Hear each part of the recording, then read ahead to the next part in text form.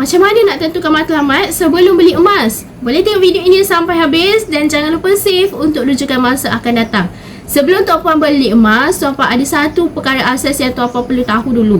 Apa sebenarnya tujuan simpanan tuan-puan? Jawapan ini akan tentukan kategori emas yang sesuai dengan jumlah gram yang perlu dikumpulkan.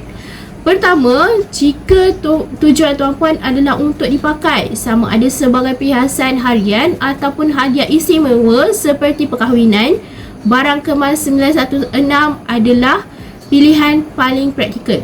Ia mempunyai rekaan yang cantik, tahan langsak dan tetap menyimpan nilai walaupun dipakai setiap hari.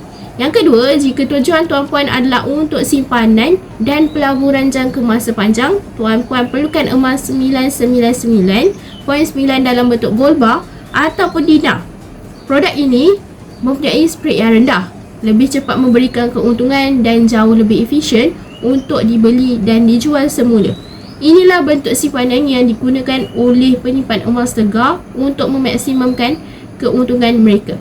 Dan yang ketiga, jika tujuan tuan-puan adalah untuk wasiat atau perancangan legasi, tuan-puan perlukan emas fizikal yang bersaiz besar dan mudah diagihkan. Gold bar 100 gram, 250 gram dan 1 kilo lebih mudah untuk pemindahan harta kepada waris tanpa proses dokumentasi yang rumit.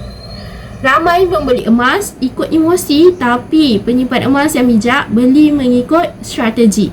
Bila tujuan tuan-puan jelas, setiap gram yang disimpan menjadi lebih tersusun, lebih berkesan dan selari dengan matlamat kewangan jangka masa panjang tuan-puan.